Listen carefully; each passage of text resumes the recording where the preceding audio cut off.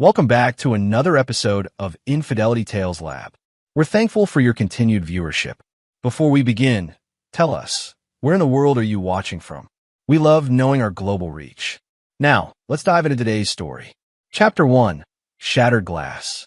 Titus Mercer never considered himself an extraordinary man.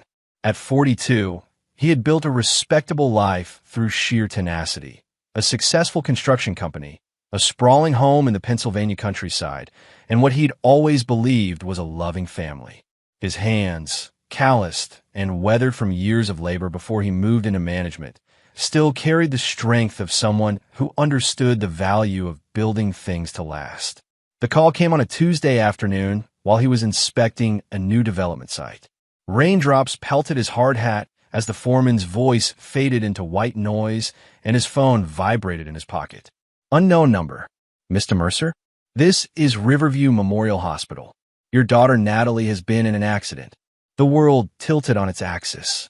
Titus remembered little of the drive to the hospital, just fragments of panicked thoughts and the rhythmic slap of windshield wipers fighting against the downpour. By the time he skidded into the emergency entrance, his white button-down was soaked through, clinging to his broad shoulders. Family of Natalie Mercer? A nurse called as he approached the desk. His voice cracked. I'm her father. The hospital corridors stretched endlessly as the nurse led him to the ICU. He'd been trying to reach his wife, Cassandra, for the past hour with no success.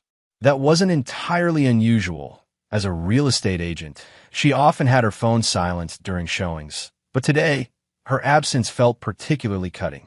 Dr. Patel met him outside the ICU, his expression grave beneath salt and pepper hair. Mr. Mercer, your daughter suffered severe head trauma. She was found at the bottom of a ravine off Clayton Ridge Road. Her car appears to have veered off the road and rolled several times before coming to rest nearly 50 feet down. But she's alive. The words felt foreign in Titus's mouth. She stabilized, but I need to be honest with you.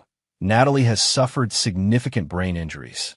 She's currently in a coma, and while we're doing everything we can, the doctor hesitated.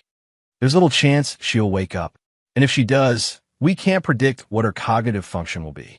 The room seemed to contract around Titus as he processed those words. 19. His daughter was only 19, a sophomore at Penn State with dreams of becoming a marine biologist. Just last weekend, he'd helped her change the oil in her car, laughing as she insisted on learning how to do it herself. Can I see her? Dr. Patel nodded solemnly. Of course, but prepare yourself. There's extensive bruising and she's on a ventilator. Natalie's room was a symphony of mechanical beeps and hisses. Titus barely recognized the figure in the bed. Face swollen, dark hair shaved in patches to accommodate sutures across her scalp. A tube disappeared into her mouth, forcing air into lungs that seemed unwilling to work on their own. Behind him, the door clicked open.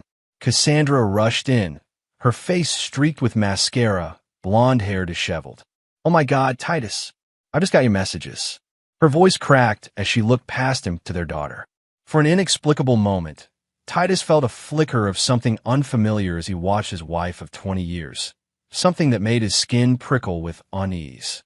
She seemed to hesitate before approaching Natalie's bed, her designer heels clicking unnaturally loud against the linoleum floor. Dr. Patel repeated his grim prognosis. Cassandra's shoulders shook with silent sobs, but she remained standing at the foot of the bed, clutching her purse to her chest like a shield. I need some air, she whispered eventually, turning toward the door. I can't. I'll be right back. Her abrupt exit left Titus alone in the rhythmic hum of life support machinery. He moved closer to Natalie, carefully taking her limp hand in his. Her fingers felt cold, the silver friendship bracelet he'd given her for her 16th birthday sliding loosely around her wrist. I'm here, sweetheart, he whispered, his throat tight. Dad's right here. And then, so subtle he thought he might have imagined it, her fingers twitched. Titus froze, afraid to move, afraid to hope. Her eyelids fluttered, revealing a sliver of hazel irises so like his own. Natalie, he breathed, leaning closer. Her lips moved around the ventilator tube, and he had to strain to hear the faint whisper. "Dad." The word was barely audible. "Please, save me from Mom and her boyfriend." A chill ran through Titus's body. Before he could process what he'd heard, the door burst open. Cassandra stood there with a tall man Titus had never seen before, ruggedly handsome with expensive clothes and a watch that caught the fluorescent light. The stranger's hand rested on Cassandra's lower back with the casual intimacy of long-standing familiarity. Their eyes met across Natalie's hospital bed, and in that moment, something fundamental shifted in Titus Mercer's world. The stranger's expression changed from concern to recognition, then quickly to guarded calculation. "Titus," Cassandra began, her voice unnaturally high. "This is Damon Ravelli. He works with me. Why call the office about Natalie? He offered to drive me here." Titus said nothing, but he felt it, the first embers of a rage that would soon consume everything in its path. And in that terrible silence, the heart monitor attached to Natalie began to wail as her vitals crashed. That's when it happened, the moment Titus Mercer died, and something else entirely took his place. Chapter 2. Beneath the Surface. The next 72 hours passed in a blur of medical jargon, caffeine, and fractured sleep in uncomfortable waiting room chairs. Natalie had been resuscitated and stabilized, but hadn't regained consciousness since her brief awakening. The neurologist called it a miracle moment. Sometimes coma patients experience temporary periods of lucidity before slipping back under. Titus hadn't mentioned what Natalie had whispered to anyone. Those words had burrowed into his mind like shrapnel, too painful to extract. Cassandra maintained a careful presence at the hospital, always just visible enough to appear the concerned mother, but finding reasons to step out frequently. Phone calls, fresh clothes, consulting with insurance. She and Titus spoke little, the silence between them stretching taut as piano wire. On the fourth day, while Cassandra was away, Titus decided to retrieve Natalie's belongings from her wrecked car, which had been towed to a local impound lot. The attendant led him to what remained of her blue Honda Civic, its frame twisted beyond recognition. "Hell of an accident," the man commented, chewing on a toothpick. "Usually with drop-offs that steep, we're dealing with fatalities." Titus nodded grimly, pulling on work gloves to sift through the wreckage. Most of Natalie's possessions had been removed by first responders, but he wanted to check himself. In the crushed glove compartment, he found her insurance information, a few fast food receipts, and a small journal he didn't recognize, bound in worn leather with her initials embossed on the cover. He hesitated before opening it. Natalie had always been fiercely private about her personal writings, but the memory of her desperate whisper propelled him forward. The journal's early entries were typical teenage musings, classes, friends, a boy she liked in her marine biology program. But the entries from 3 months ago took a darker turn. April 12th. Mom's been acting weird lately. Always on her phone, smiling at texts. When I asked who she was talking to, she nearly jumped out of her skin. April 29th. Caught Mom coming home at 2 a.m. She said she was with work friends, but she was wearing perfume she never wears around Dad. May 17th. I saw them today. Mom and that man from her office. They were at Lakeside Inn. She told Dad she was showing houses in Pittsburgh. They were kissing in the parking lot. Titus's hands trembled as he flipped through more entries, each more damning than the last. The final entry was dated just 2 days before Natalie's accident. June 2nd. I confronted Mom. Told her I knew about her and Damon. She cried, begged me not to tell Dad. Then Damon showed up and everything changed. The way he looked at me, I've never been so scared. He said if I caused problems for them, I'd regret it. Mom just stood there. I'm going to tell Dad everything tomorrow. Tomorrow never came for Natalie. Instead, she'd ended up at the bottom of a ravine. Titus carefully placed the journal in his jacket pocket. Back in his truck, he pulled out his phone and dialed a number he hadn't used in nearly 15 years. "Yeah," answered a gruff voice. "Vincent, it's Titus Mercer." A pause. "Holy shit. Didn't think I'd ever hear from you again. I need your help," Titus said quietly. Like the old days, before building his legitimate construction business, Titus had worked for Vincent Costello, a man whose building projects often served as fronts for less savory enterprises. They parted ways when Titus decided to go straight after Natalie was born. "What kind of help we talking about?" Vincent asked cautiously. "I need information on someone. Deep background. And I need surveillance equipment. The best you've got."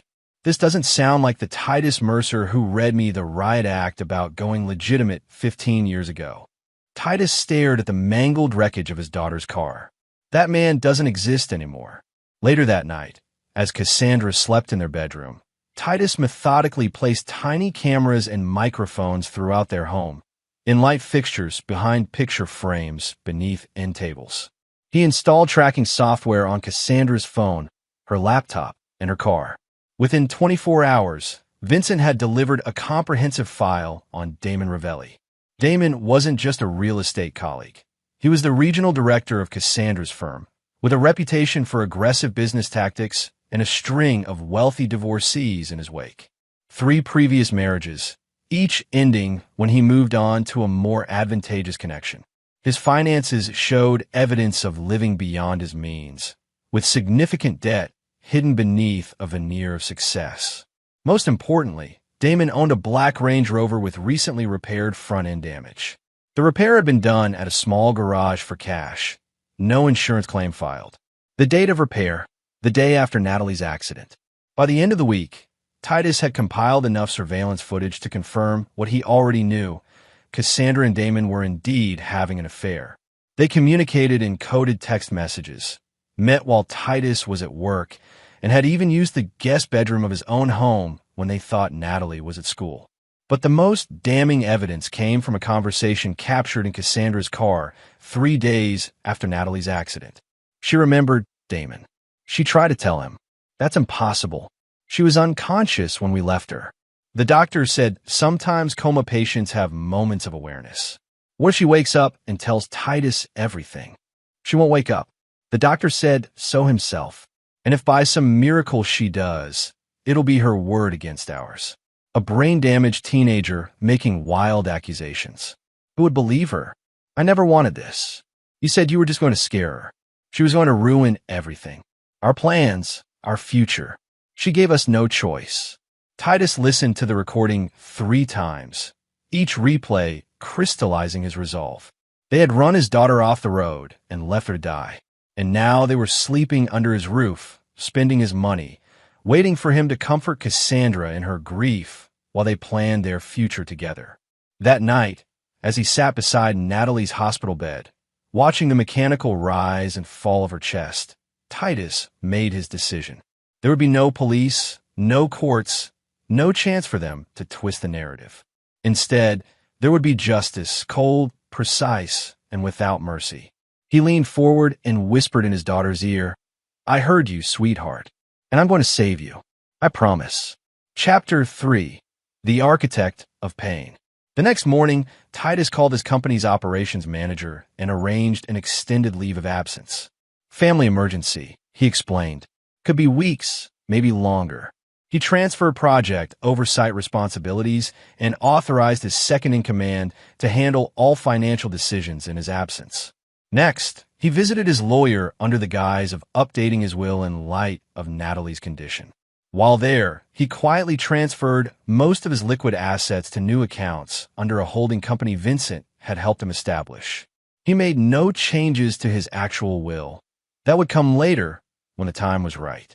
At home, he maintained a facade of grim determination focused solely on Natalie's recovery.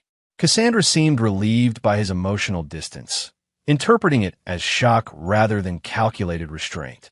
"The doctors are suggesting we look into long-term care facilities," she mentioned over a dinner she'd barely touched. "Just in case." Titus set down his fork. "In case what, Cassandra?" She shifted uncomfortably.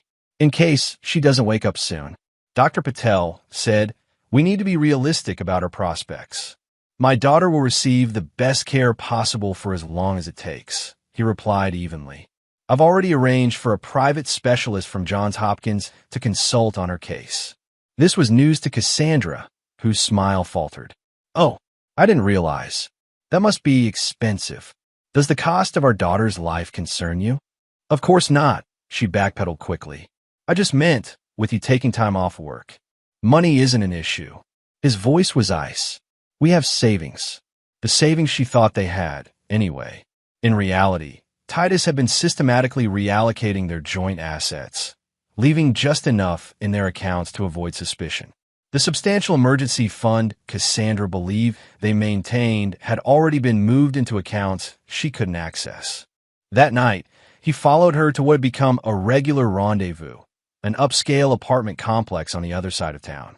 From his parked car down the street, he watched through binoculars as she entered a ground floor unit. Property records showed the apartment belonged to one of Damon's shell companies. While they were occupied, Titus used the key he had made to enter Damon's actual residence, a modernist glass and steel structure overlooking the river. He moved methodically through the house, placing surveillance devices identical to those in his own home. In Damon's home office, he found a locked cabinet that yielded easily to the picks Vincent had supplied.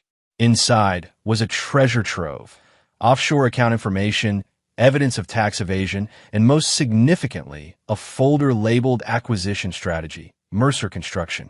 The documentation revealed a plan dating back 8 months, detailing how Damon had targeted Cassandra specifically to gain leverage over Titus's company, which owned valuable land parcels Damon's development group coveted. Titus photographed everything before carefully replacing it exactly as he'd found it. By the time he left, Damon's home was wired for round-the-clock surveillance, and Titus had enough information to destroy him financially. But that would be too simple, too clean. What he had in mind would hurt much more. The following week brought a breakthrough in Natalie's condition. Her brain activity had increased, and doctors were cautiously optimistic about reducing her sedation to see if she might regain consciousness.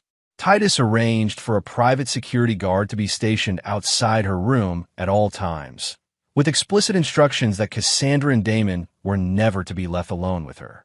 Don't you think that's excessive? Cassandra asked when she noticed the guard.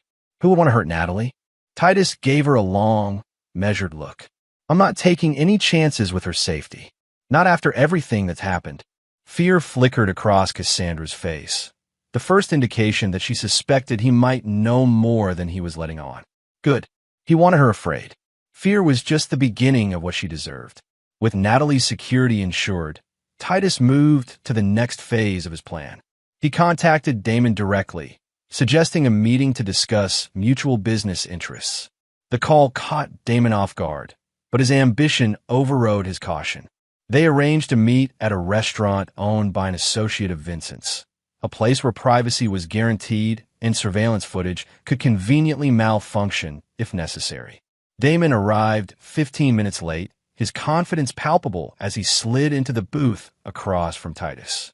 I was surprised to hear from you, he said, adjusting his designer tie. Cassandra mentioned you've been preoccupied with Natalie's situation. A father's responsibility never ends, Titus replied calmly. But life goes on, doesn't it? Business continues. Absolutely. Business is the one constant we can count on. Titus slid a folder across the table. I understand you have an interest in certain properties my company controls. Damon's eyes widened slightly as he scanned the documents, exact copies of the acquisition plans from his locked cabinet. Where did you get these? I make it my business to know when someone's plotting against me, Titus said, his voice deceptively light. Just as I make it my business to know when someone's sleeping with my wife.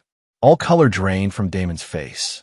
He glanced toward the exit, calculating his options. Don't worry, Titus continued. If I wanted to hurt you, we wouldn't be having this conversation in public. What do you want? Titus leaned forward. I want to offer you a deal. The properties you're after, I'll sell them to you at 15% below market value. Confusion replaced fear on Damon's face. Why would you do that? Because I'm done with this life. My company, my marriage, it's all compromised. I want out clean, with enough money to start over somewhere else with Natalie when she recovers. He paused deliberately. If she recovers. The implication hung between them. Damon shifted uncomfortably, but couldn't resist the bait. And Cassandra? She's made her choice. She can have the divorce settlement and whatever future you're offering her. I don't care anymore. Relief washed over Damon's features, exactly as Titus had anticipated. Predators like Damon couldn't conceive of a man willingly walking away from what they coveted.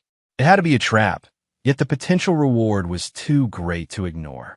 I'll need to review the numbers, consult with my investors, Damon hedged. Of course. Titus stood and dropped cash on the table for his untouched drink. You have 48 hours to decide. After that, I'm entertaining other offers. As he walked away, Titus knew with absolute certainty that Damon would take the deal. Greed would override his suspicions, just as it had led him to target Cassandra in the first place. Later that night, as expected, surveillance picked up Damon's excited call to Cassandra. He knows, but he doesn't care. He's giving up, wants out of everything, including you. We're getting exactly what we wanted, and it's going to be even easier than we planned.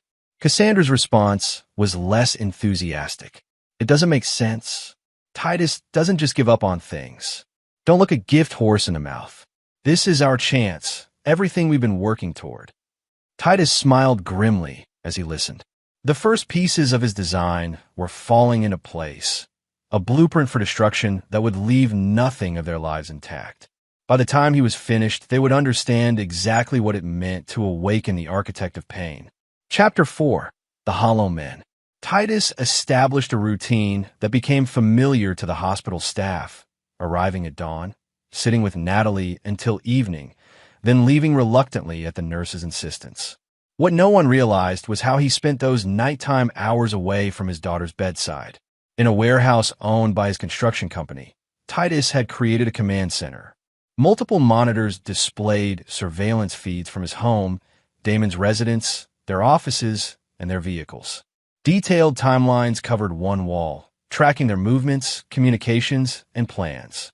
Another wall held financial records, property documents, and personal information on everyone in their orbit. Vincent visited occasionally, bringing equipment or information, each time leaving with a growing concern for his old friend's state of mind. This isn't just about revenge anymore, is it? Vincent asked one night, watching Titus methodically sort through Damon's banking records. It was never just about revenge, Titus replied without looking up. It's about justice, and justice requires precision. The deal for the properties progressed quickly.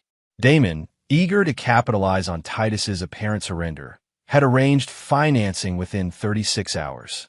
Documents were drawn up for the sale of 3 key parcels of land, the cornerstones of a major development that would reshape the downtown riverfront area. What Damon didn't know was that those properties carried hidden liabilities.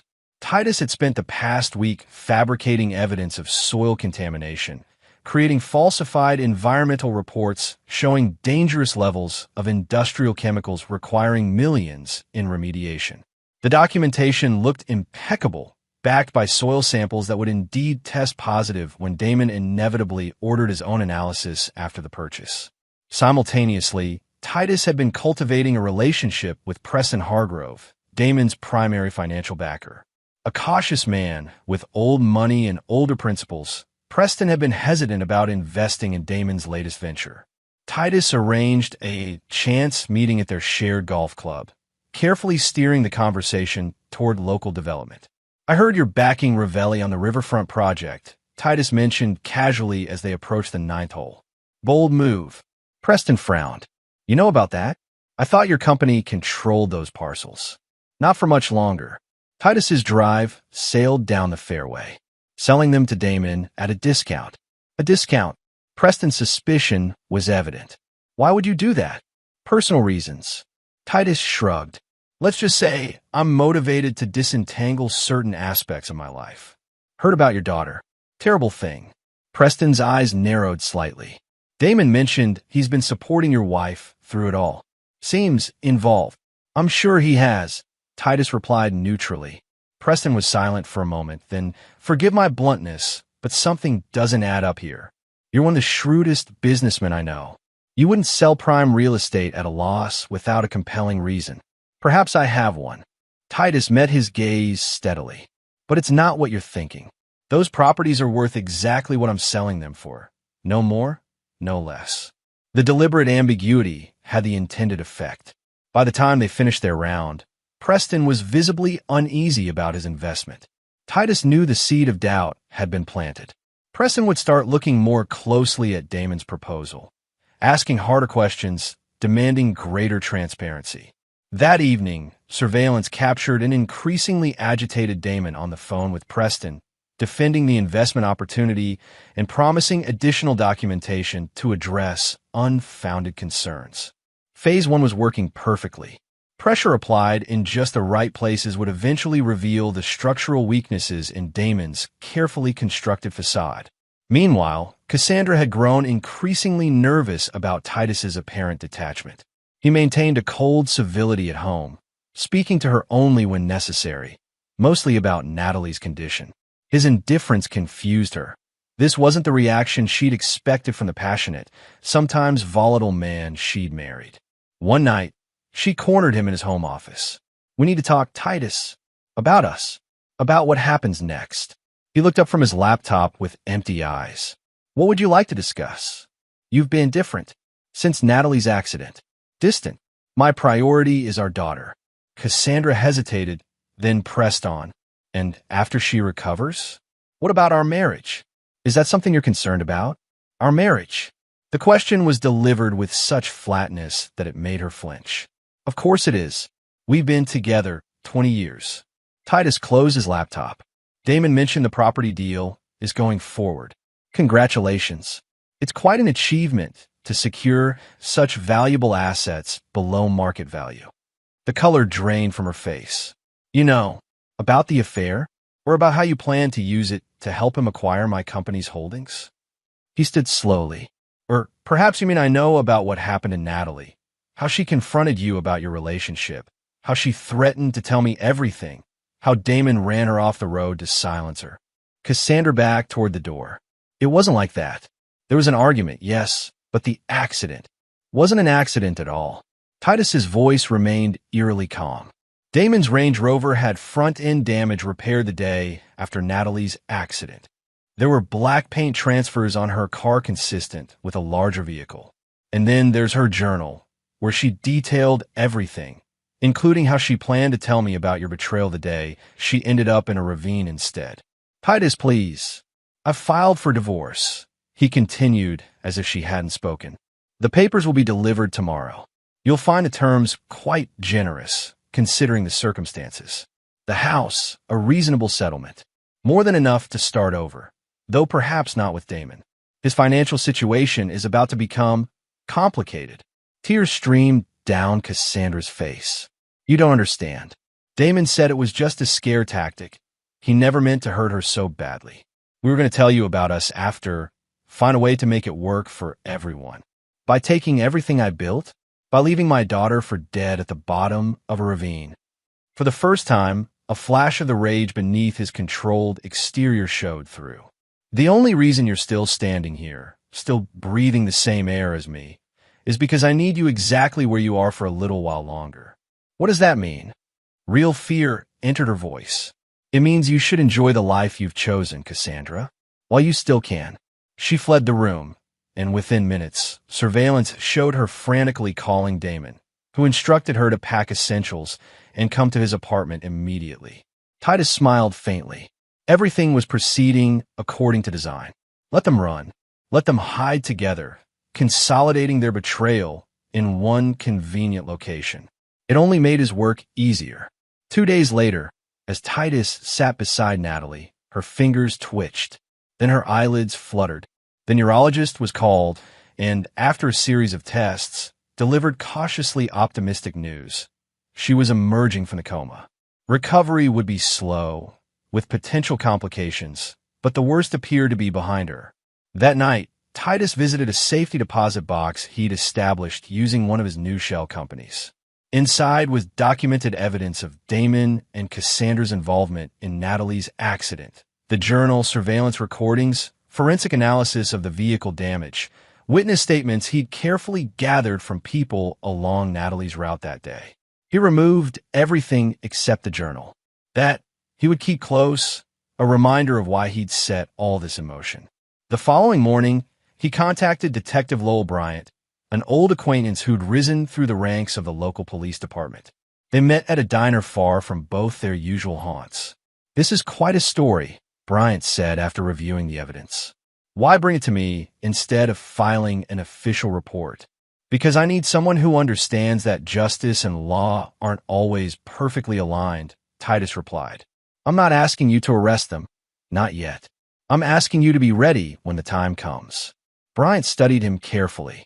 What exactly are you planning, Titus? Nothing illegal. Nothing that would compromise your position. It wasn't entirely a lie. The most damning aspects of his plan would never be traced back to him. But when everything falls apart for them, and it will, I want someone honest handling the case. Someone who won't be bought off or misdirected. After a long moment, Bryant nodded. I'll keep this information secure. But Titus, don't cross lines you can't come back from. Your daughter needs you whole, not in prison. I appreciate your concern, Titus said, standing to leave. But some lines were already crossed the moment they left my daughter to die. As he walked away, his phone chimed with a text from Vincent. It's done. Systems in place. Timeline active. Phase 2 was complete. Now came the waiting and the watching. Chapter 5, Pressure Points. 3 weeks after their midnight flight from the Mercer household, Cassandra and Damon had settled into an uneasy rhythm in his sleek Riverside apartment. The divorce proceedings moved forward without contest from Titus, who had indeed offered terms far more generous than expected. Cassandra received the house, a substantial cash settlement, and various personal assets, while Titus retained his business holdings, including the properties slated for sale to Damon's development group. On the surface, everything was proceeding smoothly. The sale would close in 10 days. Preston Hargrove, despite his initial hesitation, had been reassured by additional environmental assessments provided by Damon's team. Assessments Titus knew had been performed by a compromised firm working with falsified baseline data. Beneath this veneer of progress, however, Titus was systematically increasing pressure on multiple fronts. Small, seemingly unrelated incidents began to plague Damon's personal and professional life. His primary banking relationship faltered when irregularities were discovered in his accounts. A routine audit of his real estate firm uncovered licensing discrepancies that required immediate attention. His ex-wife suddenly contested their divorce settlement, citing new evidence of hidden assets. None of these issues was catastrophic in isolation, but together they created a constant state of crisis management that prevented Damon from focusing fully on the riverfront acquisition, exactly as Titus had planned. Meanwhile, Natalie continued her remarkable recovery. Though still weak and suffering memory gaps, she had regained consciousness and begun physical therapy. Titus rarely left her side during waking hours, coordinating his operation from a laptop while she rested. He brought in the best neurologists and rehabilitation specialists, sparing no expense for her care.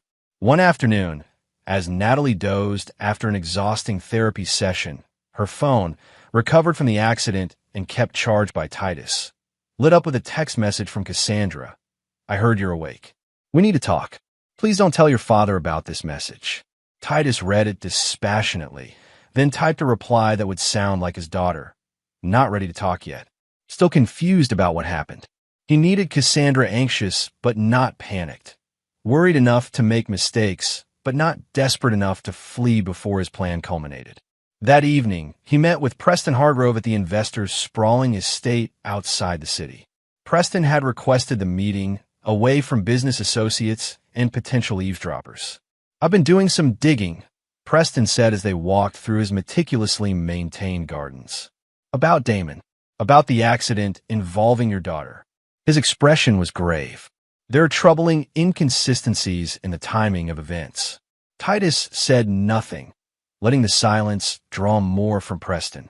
Damon claimed to be in Pittsburgh the day of the accident, meeting with potential investors. But expense receipts show he was much closer, less than 5 miles from where your daughter's car went off the road. Preston stopped walking. I don't like being lied to, Titus. And I don't do business with people who harm children. What are you suggesting? I'm pulling my backing from the Riverfront project. Quietly, for now. I've told Damon I need to review final assessments before releasing funds, but the truth is, I won't be releasing them at all. Preston's eyes narrowed. What I can't figure out is your angle. If you suspect what I suspect, why sell to him at all? Why not go to the police? Titus considered his words carefully. Preston was more perceptive than he'd anticipated, which presented both risk and opportunity. Evidence and justice aren't always perfectly aligned, he finally said. Sometimes the system protects the wrong people. Sometimes other measures are necessary. Understanding dawned on Preston's face. You're setting him up. I'm ensuring he receives exactly what he deserves. Titus met his gaze steadily. Nothing more, nothing less. After a moment, Preston nodded slowly.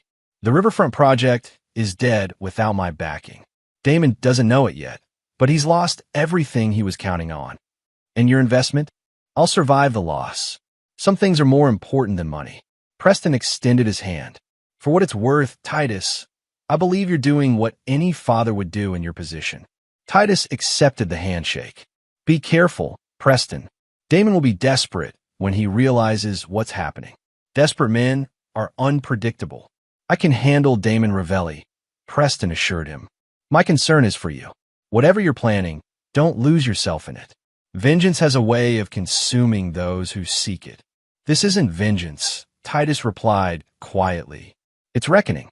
When Titus returned to the hospital that night, he found Natalie awake and more lucid than she'd been since emerging from a coma. She clutched his hand as he sat beside her bed. Dad? She whispered, her voice still weak. I remember parts of what happened. You don't need to talk about it now, he said gently. Rest. She shook her head stubbornly. Need to tell you. Mom and that man, Damon, they were having an affair. I found out, confronted her. Then I saw his car following me on Clayton Ridge Road. He drove up behind me, so close. I was scared, tried to speed up. Then he hit me from behind. I remember spinning, screaming, then nothing. Titus fought to maintain his composure. I know, sweetheart. I found your journal. Tears filled her eyes. Mom just watched it happen. She was in the passenger seat. She didn't try to stop him. This was new information, more damning than even Titus had realized. Cassandra hadn't just been complicit after the fact. She'd been present during the attack itself. I promise you, Natalie, he said, his voice low and resolute, they will never hurt you again. I'm handling it. What does that mean? Worry creased her brow. Dad, don't do anything crazy. I don't want you to get in trouble because of them. He smiled reassuringly. There won't be any trouble. Just justice. He squeezed her hand. Focus on getting better. That's all that matters right now. Later, as Natalie slept, Titus updated his timeline with this new information. Cassandra's direct involvement changed certain aspects of his plan, making some measures unnecessary and others more justified. He sent a coded message to Vincent. Accelerate Phase 3. Target Echo directly implicated. Vincent's response came quickly, confirmed. Assets in position. 48-hour window begins at midnight. The next morning, Titus made a show of visiting his lawyer's office, ensuring he was seen by several people who knew both him and Damon. Afterward, he visited the bank where the property transaction would be finalized, spending an hour with the manager reviewing documents. Again, he made certain his presence was noted by staff who might mention it to interested parties. These movements were deliberate, creating a public narrative of a man focused on business matters, not revenge. It also served to increase Damon's anxiety. Surveillance showed him making frantic calls to determine exactly what Titus was doing, what he might know, what countermeasures might be necessary. By evening, Damon had called an emergency meeting with his remaining investors, trying to secure alternate financing to replace Preston's suddenly unavailable funds. Cassandra, meanwhile, had begun quietly researching property values in distant cities, as if preparing for another hasty departure. They were feeling the pressure. Soon, very soon, something would break. That night, as Titus monitored surveillance feeds from his warehouse command center, Vincent arrived with a thin folder. Final confirmation, Vincent said, sliding it across the table. Soil samples tested positive for exactly what we planted. The environmental report drops tomorrow morning. DEP will issue a cease and desist on any development of those parcels pending a full investigation. Titus nodded. And the financial matter? In place. Offshore accounts emptied. Transactions rerouted through Damon's personal holdings. Wire transfers all tagged with his authentication codes.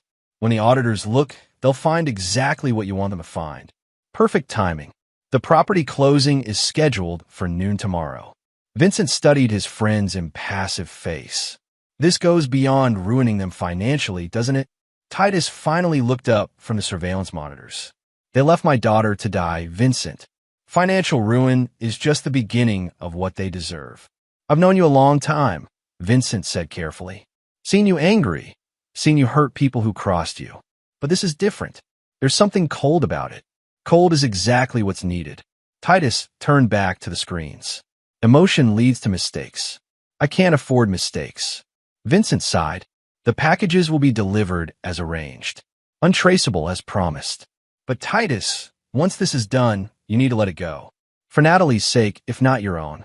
After Vincent left, Titus continued his vigil, watching Damon and Cassandra move through their increasingly frantic evening routine. They argued, made desperate phone calls, drank too much, argued again. Their world was already crumbling, and they didn't even realize the full extent of what was coming. Tomorrow would change everything. The carefully constructed dominoes were all in place, ready to fall in a cascade of destruction that would leave nothing of their lives intact. Titus closed his eyes briefly, allowing himself a moment of grim satisfaction. Then he returned to his preparations. The architect's work was nearly complete. Chapter 6. The Closing.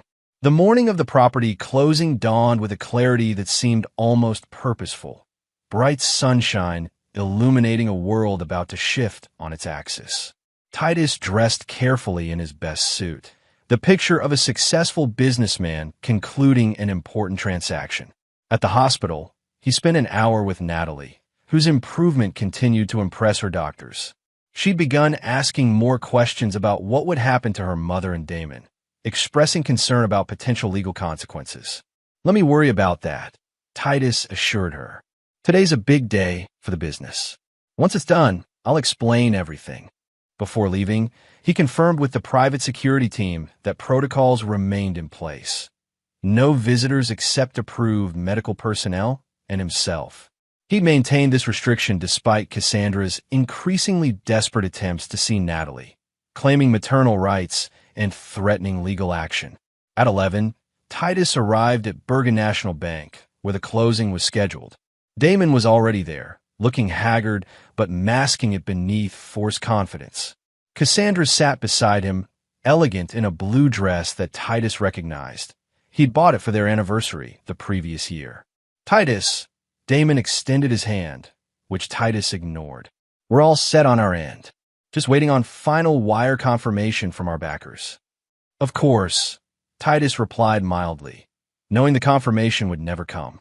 Preston had officially withdrawn all financial support the previous day, leaving Damon scrambling for replacement funding that didn't exist.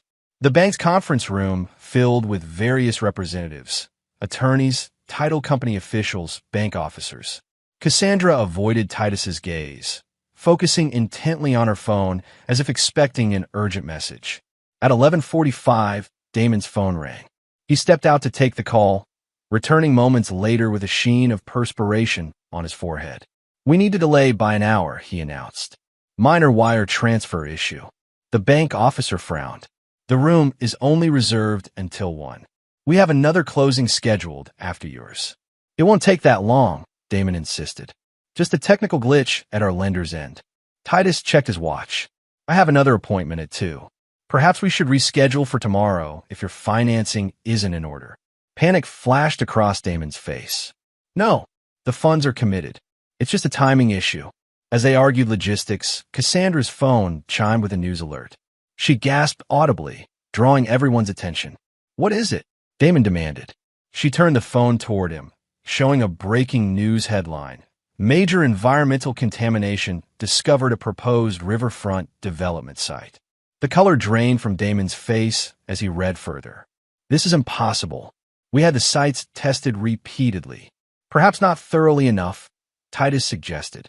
Industrial contamination can be tricky, often concentrated in specific areas that might be missed by standard sampling.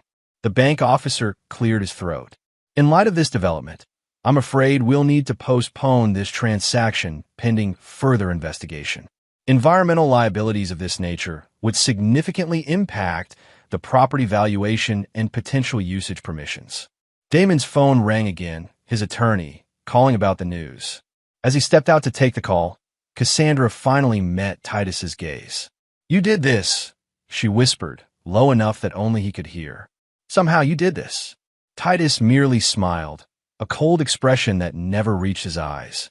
"I'm merely selling property at fair market value," which, considering the newly discovered contamination, appears to be considerably less than previously thought. Before she could respond, the conference room door burst open. Two men in suits entered, flanking a stern-faced woman who flashed a federal badge. "Damon Ravelli?" she asked, looking around the room. "He stepped out to take a call," the bank officer replied, confused. "He should be right back." "And Cassandra Mercer?" Cassandra froze. "That's me. What is this about?" "I'm Special Agent Diana Frost with the Financial Crimes Division. We have a warrant for Mr. Ravelli's arrest on charges of wire fraud, money laundering, and tax evasion." She turned to Cassandra.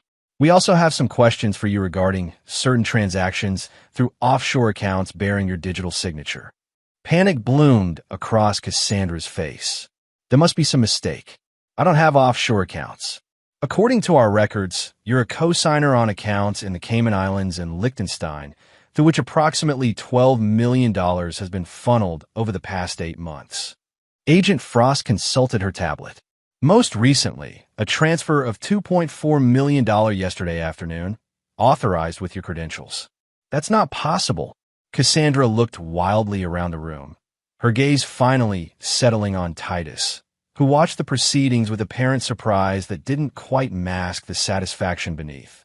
At that moment, Damon returned, stopping short at the sight of the federal agents. "What's going on here?" "Mr. Ravelli, you're under arrest," Agent Frost began, nodding to her colleagues who moved toward him. "You have the right to remain silent." What followed was controlled chaos. Damon shouting about a setup, Cassandra tearfully proclaiming her ignorance of any financial crimes, bank officials hurriedly clearing the room of other personnel. Throughout it all, Titus remained seated, the eye of the storm, watching as the first major phase of his plan unfolded exactly as designed. The falsified financial evidence he'd arranged through Vincent's connections was flawless, digital trails leading directly to Damon and Cassandra, implicating them in a complex scheme of fraud and money laundering that had never actually occurred. By the time Damon was handcuffed and led from the room, with Cassandra following for questioning, the property closing was officially canceled. Titus gathered his documents calmly, nodding politely to the flustered bank officials as he departed. Outside, he paused to watch as Damon was placed in an unmarked federal vehicle. Their eyes met briefly through the window, Damon's filled with rage and bewilderment, Titus's cold and implacable. But this was merely the beginning. Financial ruin and federal charges were just the foundation of his design. The true reckoning was yet to come. Back at his warehouse command center, Titus monitored the aftermath.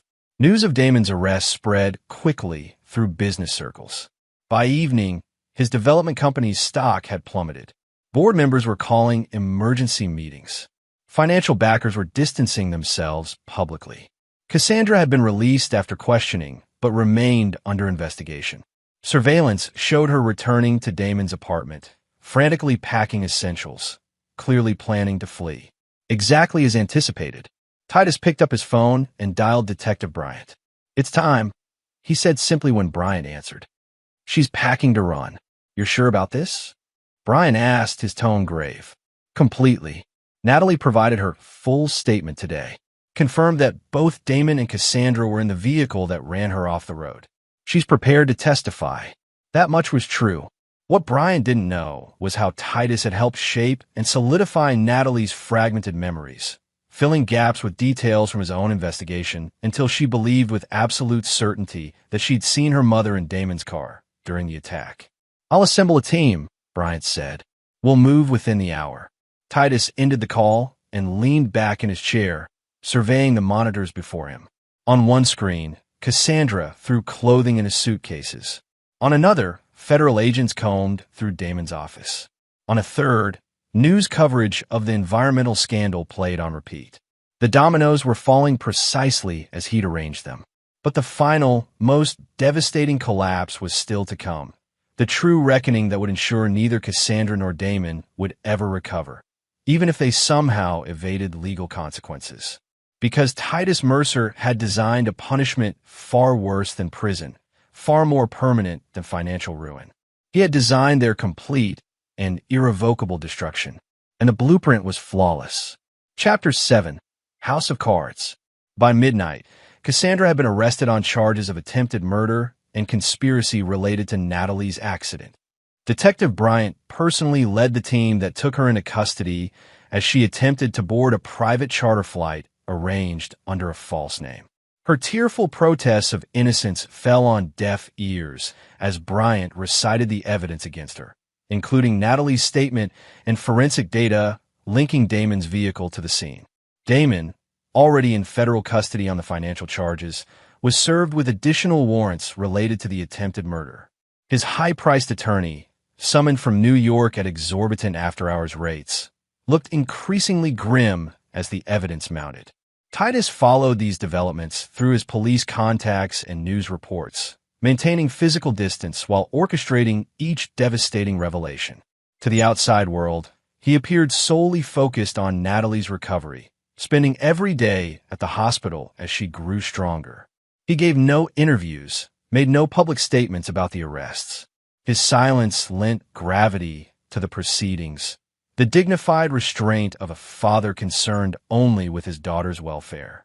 5 days after the arrests, Preston Hargrove visited Titus at the hospital. They spoke quietly in the cafeteria while Natalie underwent physical therapy. The development company is filing for bankruptcy, Preston informed him. The board voted to remove Damon as CEO, but it won't matter. Between the environmental contamination, the federal charges, and now the attempted murder case, no one will touch those riverfront properties. Unfortunate, Titus remarked mildly. Preston studied him with shrewd eyes. I'm curious about something. Those properties never had contamination issues in previous assessments. What changed? Titus sipped his coffee, neither confirming nor denying the implication. Environmental science is complex. Sometimes things are buried deep, only emerging when you know exactly where to look. Indeed, Preston nodded slowly. Well, whatever the truth, the result seems appropriate given the circumstances. He paused.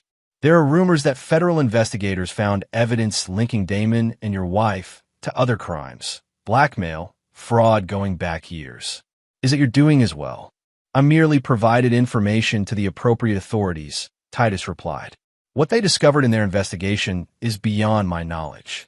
This wasn't entirely true. Through Vincent's connections, Titus had arranged for federal agents to find evidence of previous criminal activities, some real, uncovered through extensive background research, others fabricated so convincingly they would withstand scrutiny. Preston seemed satisfied with this answer. Their preliminary hearing is scheduled for next week. Bail has been denied for both of them, given the flight risk. He hesitated. I understand your need for justice, Titus. But at some point, this has to end. For your sake, and for Natalie's. It ends when they've paid fully for what they did, Titus said, his voice hardening slightly. Not before. That afternoon, after Preston left, Titus received a call from an unknown number. He stepped in the hospital hallway to answer it.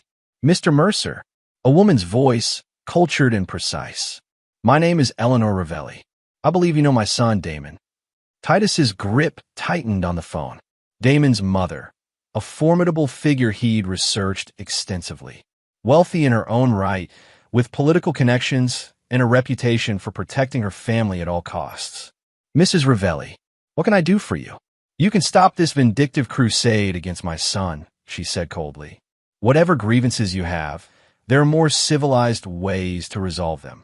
Your son ran my daughter off the road and left her to die. Titus replied evenly. There's nothing civilized about that. Allegations without merit.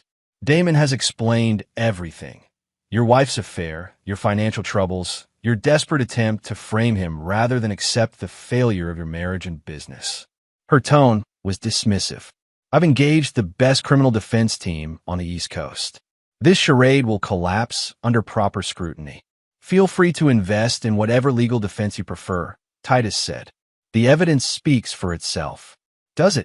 A note of dangerous calculation entered her voice. I wonder what evidence might emerge about your own past, Mr. Mercer.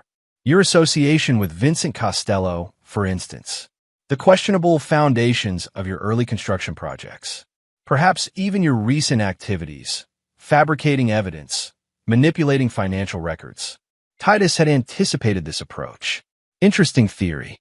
Difficult to prove, especially when weighed against forensic evidence of your son's vehicle striking my daughter's car, eyewitness testimony placing him at the scene, and your son's own girlfriend confirming his involvement. Witnesses can recant. Evidence can be discredited, and distractions can be created. The threat was unmistakable. I'm prepared to offer a reasonable settlement, enough to cover your daughter's medical expenses and provide comfortable compensation for any inconvenience. You think you can buy your son's freedom? Titus almost laughed. You don't understand what's happening here, Mrs. Ravelli. This isn't a negotiation. There is no settlement amount, no arrangement, no deal that can stop what's coming. You're making a grave mistake, she warned. I have resources you can't imagine, connections in places you've never heard of. If you continue down this path, you won't be the only one to suffer consequences. Threaten me again, Titus said, his voice dropping to a dangerous quiet, and you'll discover exactly how far I'm willing to go. He ended the call and immediately contacted Vincent, alerting him to the new complication. Eleanor Ravelli was dangerous, perhaps more so than her son. She would need to be neutralized before she could interfere with the final phase of his plan.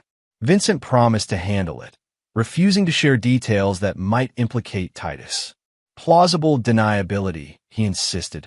Just focus on Natalie, and let me worry about Mama Ravelli. The next morning, news broke that Eleanor Ravelli had been taken into custody by federal agents investigating a decades-old art smuggling operation. Photographs of priceless artifacts recovered from her home splashed across media outlets. Anonymous sources claimed evidence had been delivered to authorities by a disgruntled former employee. Titus allowed himself a small, grim smile. Another piece removed from the board. As the preliminary hearing approached, Titus methodically tied up loose ends. He arranged for the journal and other physical evidence to be delivered to the prosecution through proper channels. He coached Natalie gently on her testimony, emphasizing the importance of absolute certainty in her identification of both Damon and Cassandra in the vehicle that ran her off the road. Vincent reported that all digital evidence had been secured, the falsified financial records untraceable to their true source, the surveillance equipment removed from all locations, the warehouse command center dismantled and sanitized. The case against Damon and Cassandra appeared airtight. Between Natalie's testimony, the forensic evidence, and the financial paper trail suggesting motive, conviction seemed inevitable. The prosecution was already hinting at potential sentences, 20 to 30 years for attempted murder, with additional time for the financial crimes. But Titus knew the legal system was unpredictable. Skilled attorneys, sympathetic jurors, procedural technicalities. Any of these could result in reduced charges or even acquittal. And that was a risk he was unwilling to take. The night before the preliminary hearing, Titus executed the final phase of his plan.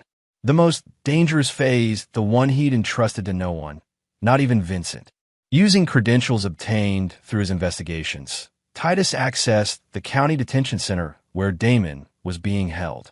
A guard who owed Vincent a significant favor escorted him to a secured interview room, then conveniently experienced equipment failure on the surveillance system.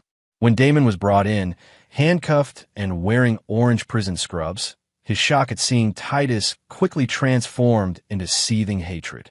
"Come to gloat," Damon spat, dropping heavily into the metal chair across the table. Titus studied him dispassionately. "I came to inform you personally that your mother has been arrested. Federal charges related to art smuggling. Quite serious, from what I understand." All color drained from Damon's face. "That's impossible. She's been retired for years. Apparently not retired enough. Evidence delivered anonymously. Very compelling, according to my sources. "You son of a bitch," Damon whispered, comprehension dawning. "You did this. All of it. The contamination report, the financial records, now my mother." "You tried to kill my daughter," Titus replied calmly. "Did you really think there wouldn't be consequences?" Damon leaned forward, his voice low and venomous. "It was an accident. We were just trying to scare her, make her understand she needed to keep quiet about me and Cassandra. I never meant to run her off the road. Yet you did. And when you saw what happened, you left her there to die." "We panicked," Damon hissed. "I checked her pulse. She was alive. I called 911 anonymously once we were away from the scene." "After ensuring your own safety first," Titus observed coldly. "After making sure there were no witnesses to connect you to what happened." Damon slumped back in his chair. "What do you want from me? A confession? Fine. I admit it. I ran her off the road. It was stupid and desperate, and I've ruined my life over it. Are you satisfied now?" "Not yet." Titus placed a small recorder on the table, its red light blinking. "But I'm getting there." Damon stared at the device, then back at Titus, understanding the implications. "You recorded my confession. To what end?" "The prosecution already has enough evidence." "Insurance," Titus replied simply.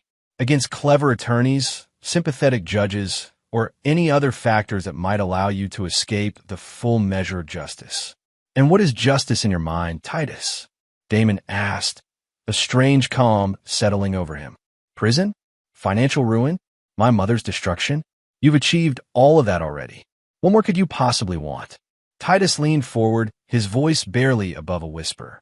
"I want you to live with the knowledge that you've lost everything, that everyone you care about has suffered because of your actions, and that no matter how much time passes, I will never allow you to rebuild or recover." He stood. "This is just the beginning, Damon, not the end." As Titus turned to leave, Damon called after him, an edge of desperation in his voice. "Wait, what about Cassandra? She wasn't even in the car that day. It was just me. She had nothing to do with what happened to Natalie." Titus paused at the door, looking back with cold eyes. "That's not what Natalie remembers. She's confused. She was badly injured. Cassandra was at a showing across town when it happened." "An interesting revision to your story," Titus noted. "But it doesn't matter now. The evidence says otherwise." Damon's expression twisted with a mixture of rage and realization. "You manipulated Natalie's memories. You fabricated evidence against Cassandra. Your confession is all that matters," Titus replied. "Everything else is just perspective."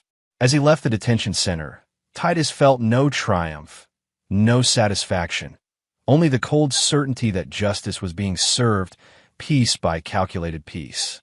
The house of cards Damon and Cassandra had built was collapsing, precisely as he had designed it, and the final collapse was yet to come. Chapter 8. Point of No Return. The recording of Damon's confession, including his claim that Cassandra wasn't present during the attack on Natalie, found its way to the prosecution the morning of the preliminary hearing. This new evidence created immediate complications. The prosecution requested a delay to reconcile the conflicting accounts, while defense attorneys for both Damon and Cassandra pounced on the discrepancy as evidence of a flawed investigation. Chaos erupted in the courtroom. Cassandra sobbed openly at Damon's apparent exoneration of her involvement. Her attorney immediately filed for dismissal of charges and release on bail, arguing that the entire case had been built on manipulated testimony and circumstantial evidence. In the gallery, Titus observed the proceedings with an expression of appropriate concern and confusion. Natalie sat beside him, still frail, but determined to face the people who had harmed her.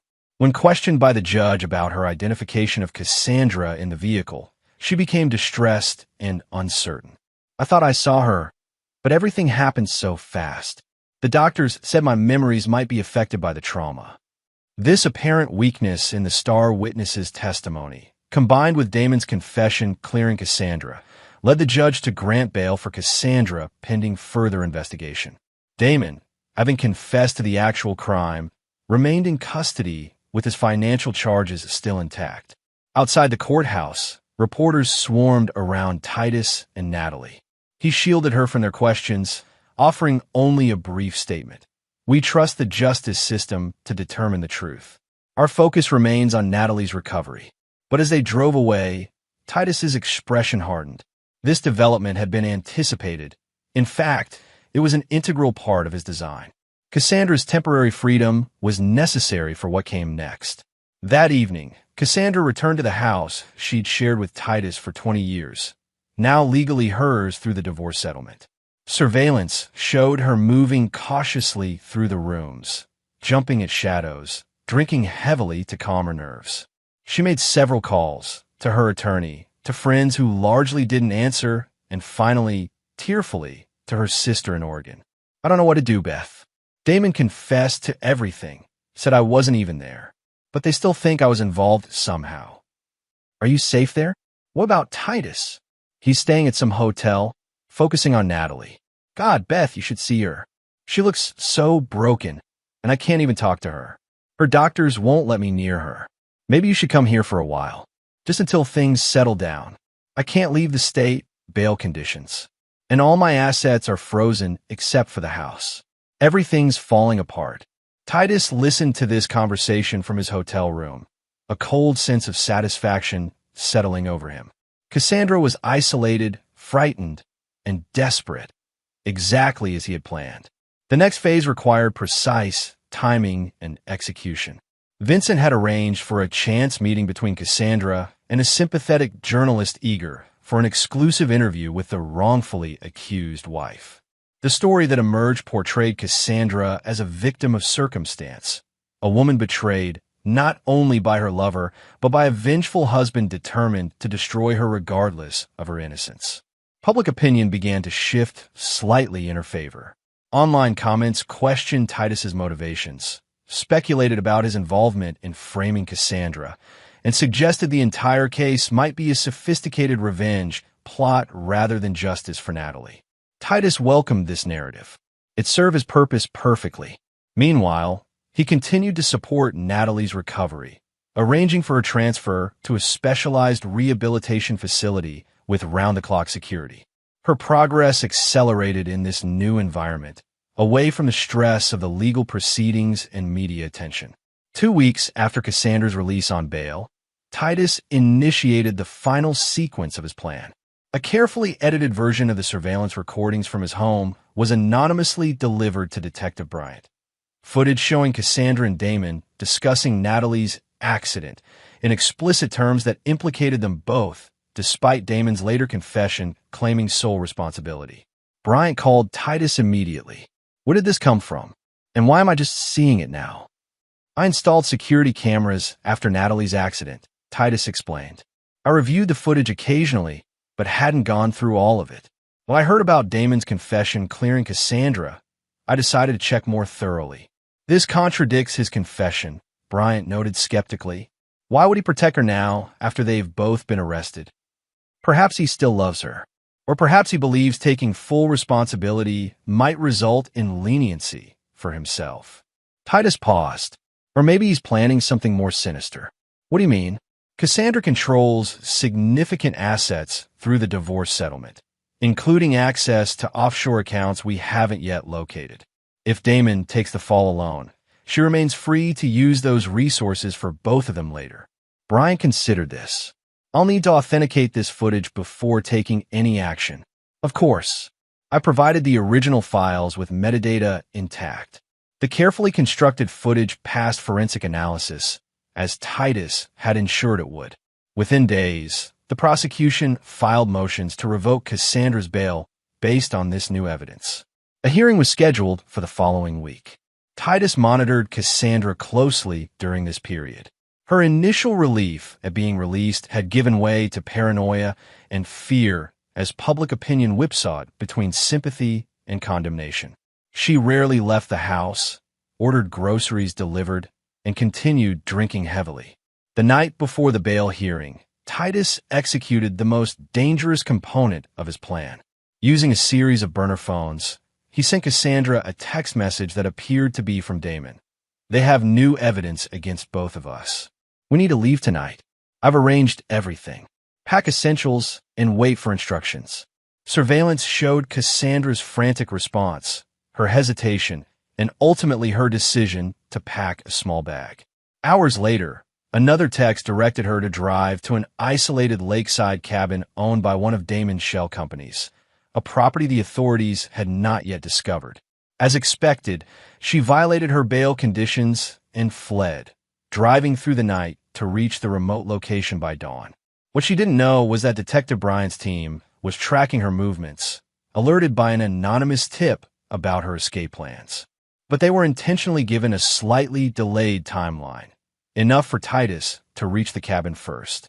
When Cassandra arrived, exhausted and terrified, she found the cabin dark and apparently empty. She called out for Damon as she entered, receiving no response. Then she saw Titus sitting in a chair in the shadowed corner of the main room. "Hello, Cassandra," he said quietly. She froze, one hand still on the doorknob. "Titus? Where's Damon?" "Damon is exactly where he belongs, in jail. He never sent those messages." Understanding dawned on her face, followed quickly by fear. "You set me up. You made me violate bail. I merely presented an opportunity. You made the choice to run, just like you made the choice to betray me, to have an affair with Damon, to sit beside him while he ran our daughter off the road." "I wasn't there," she cried. "I swear to God, Titus, I wasn't in the car that day." The surveillance footage suggests otherwise. Her expression shifted from fear to confusion. "What footage?" "There was no footage. The recordings from our home. You and Damon discussing what happened. How you were both there, how you left Natalie to die." Titus stood slowly. "Very damning evidence." "That's impossible." Her voice shook. "We never had that conversation because I wasn't there." "Perhaps not physically," Titus conceded, "but you were complicit. You knew what Damon planned to do. You did nothing to stop him. And afterward, you helped him cover it up. In the eyes of the law, that makes you equally guilty." Cassandra backed toward the door. "You falsified evidence against me. You manipulated Natalie's memories. This whole thing has been a setup from the beginning. And yet here you are, fleeing justice, violating bail, proving your consciousness of guilt." He took a step toward her. "The authorities will be here within 20 minutes. I told them you might be armed and dangerous. Why are you doing this?" Tears streamed down her face. "I know I hurt you. The affair was wrong. But I never would have harmed Natalie. She's my daughter too. You stopped being her mother the moment you chose Damon over her safety." Titus's voice remained eerily calm. "Now you have a choice. Stay and face arrest for violating bail, which will almost certainly result in your being held until trial, where the fabricated evidence will ensure your conviction. Or," he gestured toward the back door, "there's a boat at the dock. Lake Michigan is just 50 yards that way. Canada is approximately 50 miles across the water." Hope flickered in her eyes, quickly replaced by suspicion. "Why would you give me an escape route? Perhaps I believe the justice system is too lenient for what you've done. Perhaps I prefer knowing you'll spend the rest of your life as a fugitive, always looking over your shoulder, never able to use your real name or contact anyone you love." He checked his watch. 17 minutes now. Decision time, Cassandra. She hesitated only briefly before bolting for the back door. Titus made no move to stop her. Through the window, he watched as she ran awkwardly down the dock in her inappropriate shoes and climbed into the small motorboat. Within moments, she was accelerating away from shore, heading out across the vast expanse of Lake Michigan. What she didn't know, what no one knew except Titus, was that the boat had been carefully modified. The fuel gauge showed a full tank, but in reality, it contained just enough gasoline to reach approximately 20 miles offshore. The radio had been disabled, the emergency beacon removed, and small, strategically placed holes had been drilled in the hull, patched with a compound designed to dissolve gradually in water. By the time authorities arrived at the cabin, finding only Titus waiting calmly on the porch, Cassandra was a distant speck on the horizon. "I tried to stop her," he explained to Detective Bryant. "She was hysterical, said she was meeting Damon, that they had it all planned. When I threatened to call you, she ran for the boat. I'm not a strong swimmer. I couldn't follow her into the water." Bryant surveyed the scene skeptically. "How did you know she'd be here?" "I've been monitoring her since her release. When I saw her packing intercepted texts about meeting Damon, I got worried. Followed her here, but arrived just minutes before you did. A Coast Guard search was immediately launched, but the vastness of Lake Michigan and worsening weather conditions hampered efforts. By nightfall, the search was expanded to include Canadian authorities, but hope of finding Cassandra diminished with each passing hour. 3 days later, debris from the boat was discovered floating approximately 30 miles offshore. Among the wreckage was Cassandra's purse containing her identification and a handwritten note that had been partially damaged by water. What remained legible appeared to be a confession of guilt and remorse, though key details were conveniently obscured by water damage. The official search was called off after a week. Cassandra Mercer was presumed dead, another victim of Lake Michigan's unpredictable and often deadly waters. Titus received the news with appropriate gravity, expressing regret that Natalie would never have the closure of seeing her mother face justice. Privately, he knew that justice had indeed been served, not by courts or prisons, but by his own precisely executed design. The path of destruction was complete. Damon Ravelli would spend decades in prison. Eleanor Ravelli faced her own legal battles, her reputation and fortune in ruins. And Cassandra, whether she had truly drowned in the vast waters of Lake Michigan or somehow survived to live as a fugitive, would never again know peace or security. Titus had promised his daughter he would save her from those who had harmed her, and in his own cold, meticulous way, he had fulfilled that promise. The architect of pain had completed his masterwork. Chapter 9. Ashes and Steel. 1 year later, Titus stood on the observation deck of the newly completed Natalie Mercer Marine Research Center, watching as his daughter guided a group of high school students through the facility's interactive exhibits. At 20, she showed few physical signs of her traumatic injuries, just a slight limp that emerged when she was tired and occasional headaches that her doctors assured would continue to diminish with time. The psychological scars ran deeper. Nightmares still disrupted her sleep, and she remained uncomfortable in cars, especially on winding roads.